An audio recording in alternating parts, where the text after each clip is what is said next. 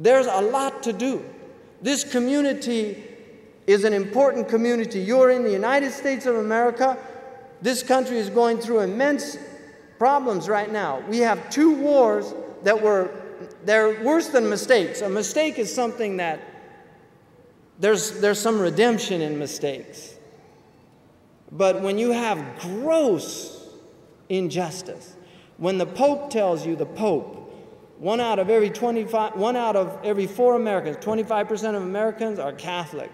When the Pope tells you that this is an unjust war and you claim to be a Christian, and here's somebody who's working with traditional Christian ethics, and he says the war in Iraq does not fit just war criterion in the Christian religion. That's a bad sign.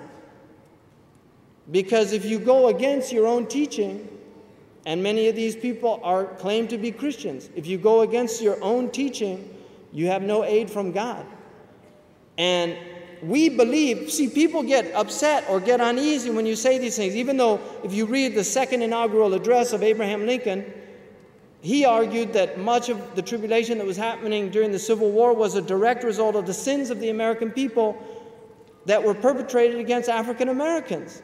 The sin of slavery, the sin of the injustices towards a minority population that were being treated as less than human. If you said that now, you're laughed out, you're made fun of on television. But we have a religion, la yakhafuna lawmata la'im. We're told not to fear the blame that's heaped upon you by people that throw blame at you. We believe that when you do injustice, God does things to you. It's cause and effect. You can't change that. And Americans, we have to ask ourselves, all of these tribulations that have afflicted us, where are they coming from? Maybe we need to reassess, return to God, ask forgiveness, admit that we were wrong, admit that 1 million Iraqis did nothing to deserve death as a result of the American invasion of Iraq. Just admit that. It was wrong. People were killed that should have never been killed, and it was wrong and unjust. Just admit that. Admit that going in to Afghanistan to attack a whole nation because of the actions of a criminal gang inside that nation, no criminal justice system could do that. Now, they're finally beginning to discuss this problem in foreign affairs, foreign policy.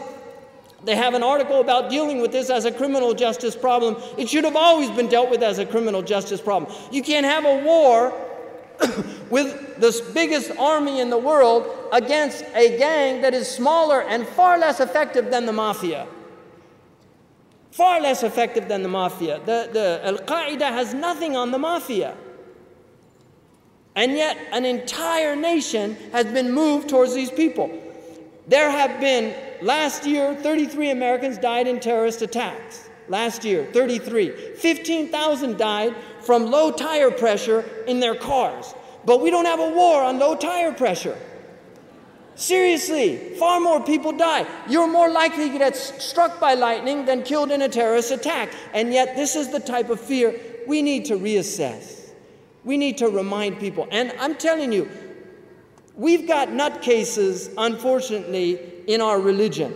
But we're a large religion, and it's just statistical fact that when you have large numbers of people, you will have people that aren't well. You'll have people that are not well, and then if you compound that with bombing those people, with aggressing against those people, then unfortunately people are going to get upset. And we need to remind people, we do not justify terrorism.